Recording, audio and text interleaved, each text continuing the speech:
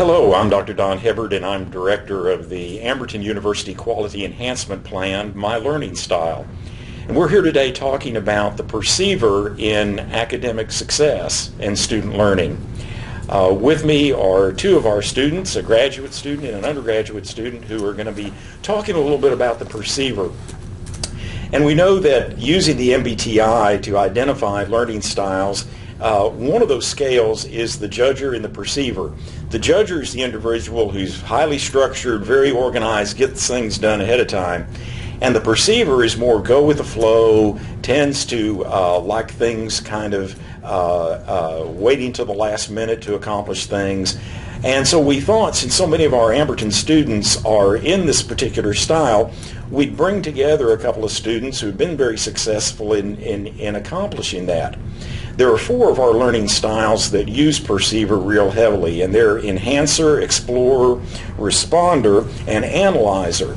And so we're going to be talking today about how that perceiver function walks out in academics. So I'm going to let each one of them introduce themselves to you. Diana, would you share a little bit about yourself? My name is Diana Alvedras, and I graduated from Amberton with a master's in both licensed professional counseling and in marriage and family. I'm currently a counselor. And I am an ISFP, which makes me an enhancer learning style. Great. And Tammy? My name is Tammy Perdomo. I am finishing my Bachelor of Science in Human Relations and Business, and I am graduating in just a few months, and I am an ENFP, which makes my learning style an explorer. Great, great. And I've had the privilege of having both of them in class and enjoyed that very much. So to get us started in this discussion today, as you think about being a perceiver and you came into Amberton, an academic, very much a J environment and J world, what was that like for you as a perceiver, making that shift into such a different kind of learning environment for you? Tammy, some thoughts about that? Yes, it was very difficult. I tend to be unorganized. I don't really like structure. I tend to run late, behind. I know it sounds kind of immature, although I'm 43 years old and this has been a struggle my entire life. I have really tried hard to put things into place to to improve those areas, and I have improved. But being in a structured environment where there's a lot at stake and you really want to make good grades, it is very, very hard, because you really have to be organized, and you can't get behind on your deadlines, and so it can be really stressful and a real challenge for the perceiving style, because we don't have the luxury of going with the flow, and the procrastination is a big issue as well, and so and I always say my timeline is either now or not now. So, if something isn't due now, then when is it due? Well, not now, so I wait. Yes, and so exactly. that's kind of the way I tend to operate, which isn't great. But it's a real struggle. It is a real struggle. Yeah, very much so. So there's that on-off switch. It's either Yes. right now or it's off, one of the two. That's right, on or off. There's not anything in between, really. I like that, yeah. Yeah, I feel like I always think, I got plenty of time. I'll get to it and I'll have plenty of time to do it. But I was going to say that the perceiver, like you said, is all your life we've been handling this. Mm-hmm. We've been perceivers in a judging world, and so we've had to figure out ways to get around it. But I would say that it's intimidating going into graduate school being a perceiver because of the structure and the deadlines. But it's that way in all aspects of our life, in parenting and at work and areas like that. So we've had to do it in every way. So we've had to be kind of like the minority, it feels like, or kind of in some ways it felt kind of like I wasn't as capable as the students sitting next to me in class, because I could hear that they were already more along in their papers or their research and preparing for the assignments, and I felt like, what is wrong with me that I'm not as far along as I can't get to it, or I just felt like sometimes less than or incapable. Yes. Yeah. And that brings up a great point, and you were talking about this earlier too. It's where the natural wiring is. It's the way you're wired up, and there's absolutely nothing wrong with that. And there can be this kind of, like you're talking about, this feeling of, well, there must be something wrong with me because I'm not this way over here. Yes. And that's not the case at all. It's just different wiring. That's what's great about learning your learning style, because until then I thought there was something deficient in me. Yes. And when I saw that, the learning style is just different than the judges and other people, and also that there were people like me, Yes. Not only was I okay, like it was okay to be this way, it makes it harder, but it's still just part of your personality, and so I saw that other people were this way too, and it felt great just knowing, because Yes. just an awareness about something, anything about yourself is so helpful in acceptance. And then after that, you can either decide to change it, or you can just live with it, and just keep going like that. But knowing that I'm not deficient, I'm not incapable. I just do it differently.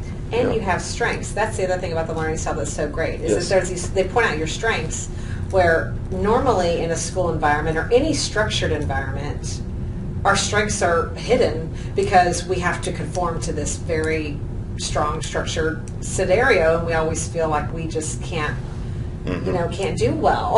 Right. and so we Right. struggle, and I have the same feelings all the time too, that you hear people talking about things and like, oh, I haven't even looked at that yet, Right. So you kind of panic, and then Right. you do feel less than. But Right. what I do love about the learning styles is we do have these strengths, and I just think that in a school environment, sometimes the focus isn't on those strengths, and so you do struggle. Yeah. Because when there is a change in class, if they change the assignment, or they change the due date, or maybe the professor had to be out for weeks and things get, off syllabus, I'm like, we don't care. No big deal to me. I'm good. They're cool with that. I'm good. And the Jays are over there They're just... like, what? They're just losing their I thought it minds. was due. That's not what it says, yeah. That's not what it says. Yeah, I'm just going to go with the flow. Yeah. I'm good. Very good. Very good. Yeah.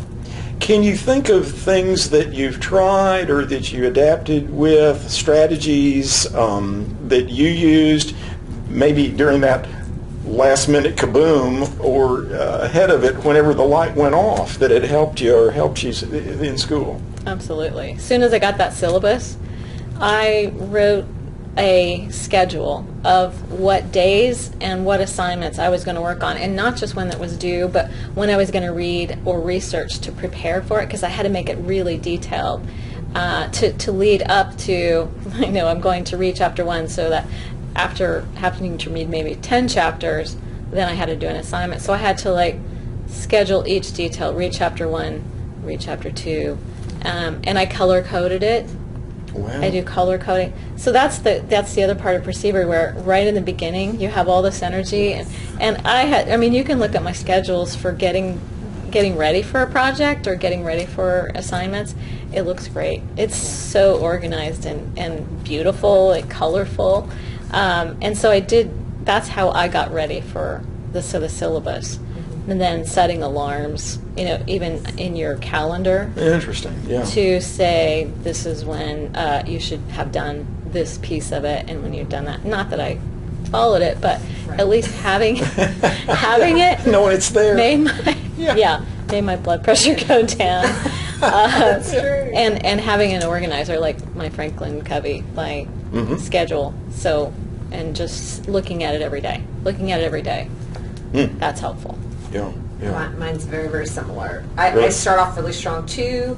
I get the syllabus. I make an outline. I color code. I have colored folders, and I have one master sheet that I make, and it'll have all my classes, and then I'll whatever color my folder is, I'll have it in that color. So it is all color coded, so that I can look. I'll have two different ways I do it. I do it by due date or assignment dates. So I'll have it for example, it'll say, you know, a date here, and here's the assignment for this class. Then the next coming day or two, whenever the next thing needs to be done, I'll have that date, and then I'll have what needs to be done there. So it's all together. And then I also have a separate one that has this class, and here's all the dates, and then this class, and here's all the dates. The big downfall is I don't follow it all the time. I rarely follow it, honestly. I start off really strong, and at first I feel organized, on top of the world. Here, I'm gonna do this, and then next thing I know, you know, a couple weeks later, I'm in class or things are coming up. I'm like, oh my gosh, and then I'll go back and I'll look and I'll be like, I had it all there, and I didn't follow it, and then I scramble, and then that's kind of the pattern. But it definitely helps if I check it all the time, and that's the big key. I think that's the strategy that has helped me the most, is to just force myself to constantly look, because I'll forget. I'll think, okay, I've got it all down, and then it's all organized, but then I'll end up forgetting if I don't look again. I have to continually, you know, check it again. As long as I'm looking over and over, alarms are great. I'll put something on my calendar. You know, the one calendar that I really go by on my phone that will alert me, that'll remind me. But it's always a pattern of getting organized, and then you know, constantly rechecking that. Trying to stay with that. And that's what's so great about 10-week courses. That's been my salvation, is that these courses are 10 weeks. Otherwise, the whole long, you know, the normal long semesters, I'm just drowning because it's too much. It's too long. It's too long to stay organized. You can only stay organized for so long, and then you reset. And then you start off strong again, you know, for the next semester. So in that way, Amberton helps the perceiver in that regard. To me, it is night and day difference just having them 10 weeks long. And that's very helpful. The best. Yeah. Good. Yeah. Tell me it's due tomorrow, or tell me it's due, you know, 3 months from now. I'm gonna, you know, that's gonna be easier for me, like because then I don't have time to procrastinate. So 10 weeks is kind of like that compared to a 6-month semester. It does then, doesn't it? Very good. That's helpful. Yeah. Well, let's keep rolling that same direction then. We were talking about strategies. As you think about working with faculty in those courses, did faculty ever do things that helped you as a perceiver, or did they do things that made it more difficult? Either direction on this one. They had due dates. So I hated that. They would say, can we just say, hand it in whenever you want? Just get it in whenever. No, but I think one did say the week of. For some reason, that is helpful to me. Giving you a little reminder, this next week I do this. It's due the week of. It's not due Friday the 16th. It's, you know, it's due the week of whatever that Monday would have been. You know, the week of that. Oh, okay. Because then I'll say, then I'll program my mind. It's due Monday, and then I've got really the whole week to put it in. Okay. Right. That does help. You know, that's kind of what we have to do anyway. That's right. But if they would, you know, and if they would say, like at the beginning of class, you know, show of hands, who's a P and who's a J, and just to kind of like, they'll know that we're a P. Who's out there? Who's out there? Yeah. And then other students too, and they'll, you know, maybe just a little nudge. Hey, did you get that assignment that's due next week? How are you doing on that? You know, just kind of a little, you know, that's helpful to have that whole class to know, you know, that you're probably behind, and maybe a little nudge to get it done. Really good. Yeah. Tammy, any thoughts? Yeah, I think I've had both. I've had helpful and not as helpful.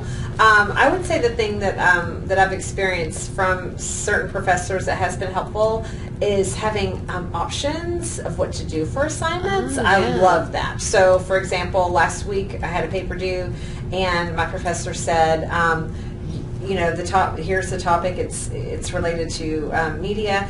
You can either write about it in this way or that way. And for some reason, when you have a choice, it's like, like you just feel not as pressured. I think it's just the detailed putting it in a box this way creates just a sense of pressure. Does that add pressure to you? Yes, very much, yeah. Okay. So if there's freedom involved or choices involved, anytime they say, oh, you pick the topic, it's like, yes, like I don't know, I do my best if I can choose within certain parameters what the topic is. Or like you said, also due dates, yeah, you can turn it in, I'll accept them starting this date. Great, yeah. So yeah, you're right. And then we do have to put in our own extra alarms, like, okay, the final date is Friday, but they'll accept it Monday, so I'm going to put Monday, and then I know I kind of have a little bit of breathing room there, not the after. The Monday before. Yeah. Right, but I think, and then the thing that I've struggled with some professors is whenever you're bogged down with so many details, especially for online classes, and it's very, very specific and particular. Like, I love it when I have a professor that says, okay, I wanted an APA format, and they give you a little bit of wiggle room. But if they want it exactly perfect and, every little thing's so nitpicky, it's hard. That mountain seems hard to climb. It does. It does. Although it is, on the other hand, as a perceiver, whenever you do climb that mountain and you do accomplish that, you feel incredible because it was so hard. So it's not like it's not for anything. But when at the end of the day, it's like I'm here to get this degree. I have to get through these courses. I have the rest of my life I'm juggling, and for it to be so detailed and so specific, and sometimes it seems like, why? It doesn't, like, it's not really important, because really what's important is that I'm learning this information and that I'm able to present the knowledge of it. Yep. It's just annoying. Yep. It's annoying. Okay. So maybe they told us why. Just tell us why. Tell me why. Yeah. Why do you need it that way? Yeah. Like, why does it have to be so specific and so nitpicky? And why did you take off points for this? I mean, gosh, you said my content was so great. Why? Right. What was the big deal that I accidentally didn't arrange it exactly perfectly? Okay. So. Oh, and routine. A routine helps too. For an online class, or for both classes, if I have a routine, like I'm going to work on it every Tuesday and Thursday morning from 9 to 10, and put it in a routine, so that I know that I'm doing it at a certain time every day or every week or whatever. That's helpful too. Just like in exercising or whatever. Yeah. Just a routine of it. Coming at it. Yeah. Which kind of rolls into our last topic, which is. Do you have advice to give to other students that are out there that are perceivers, that are explorers, enhancers, responders, analyzers? They're listening in. Obviously, you guys have constructed strategies to organize yourself artificially. I hear you doing that, and come up with color coding and using charts and things. What would you say to students that are watching this tutorial here? Anything else you could give them that would be advice? Yes. I would say accept that you are a perceiver. Yes. Because if you accept it, it feels good. Don't try to deny it or try to work against it or, not like that about yourself. Yep. Just say, this is who I am. And so, and if it's been working for you, and if you've found ways to go through it, which I have, I've never handed in a paper late. I think what it helped with was it made it less stressful, because I'm like, you know what? I know I'm like this now, so I don't have to stress as much about it, because I know I'm going to get it done. I always do, and if I know that about myself, and I just do it I'm just doing it in a different way. Yes. I can feel more calm and more and embrace it, and then say, that's just the way that I work, and that's how I'm going to do it. I'm going to wait until the day before, and it's going to be fine, and I'm going to get it done on time, and I'm going to get it the grade that I'd hoped I would, because that's my experience with being in this way.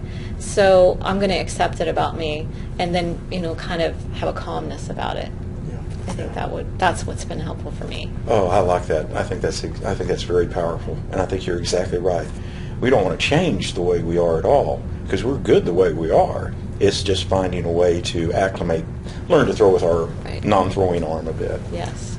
Yeah, and I agree with that too. And I would I would also say that not only accept the way that you are, but focus on your strengths, because it is a strength. For example, with an explorer, to get into all the research and you get excited. Yeah, you just want to look. Once you get into a topic, I like what I do. What helps me is I'll tell myself, okay, you only have 30 minutes to go diving into this research right now. Like I'll have to put a limit on it. Otherwise, I'll just get into it and get all excited. I'll never start my paper. Yeah, I'll never start that paper. I'll never start typing because I'm just like getting into all the details of researching. That's so what exciting. I do. Yeah, but I think that before, when I used to think, gosh, why am I doing this way? Am I always doing things this way? And I would be so upset. Now I tell myself it's because I'm really good at researching. I'm really good at looking for answers. I'm really good at exploring. I'll focus on that. I won't feel bad about the way I'm wired, and then I'll just put in certain parameters that I know I have to do. Like I'm cutting this off, and I set a timer. When this timer goes off, I'm going to start typing something. I'm going to found something to start typing. You know what I mean? Yeah. So I'll do things like that, and then also. Here at Amberton, I think one thing that's helped me a ton that I would suggest students do is take your 10 weeks, get a calendar. I got one of those huge desk pad calendars at first, just to organize things in my head. So, you look at your 10 weeks and you see, wow, this is going to go by fast. And so, you look at, okay, the finals here, or that last paper or whatever, it's here. Okay, that's going to come pretty fast. So, and you just kind of look at it in a picture. For me, I need that visual. And so I feel like if we do that, if we see it visually and we put in just little, whatever it is we need. Like I said, for me, it's a timer to stop me so that I can start typing. Just try to find little ways to structure, to create your own structure, like you said, artificially. Right. For those weird people who just do it on their own. I don't know how that works, but you just have to create your own way of doing it. And you really do find, I've done great and all. I've never turned in anything late either, which is a shock. I sure did when I was younger before I understood, before I learned how to put things into place. As an adult, I finally figured out to do that. But, I think perceivers can succeed. I think that they can. I think that they do. We just have to do it a little different. So. Well, and you all have proven that they are. These two are, you've graduated and out there in practice as a therapist. You'll be graduated shortly. And I hope you heard them say they've never turned anything late. So that's, we're talking about the switch went on and they got it done. So that's tremendous.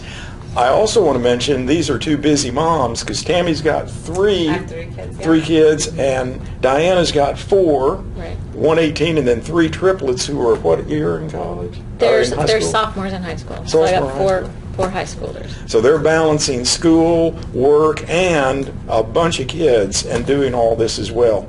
We hope you've enjoyed this. Hope this has been interesting and helpful, this conversation to you. We'll be coming to you with some more discussions of our students and learning styles. Thanks a lot.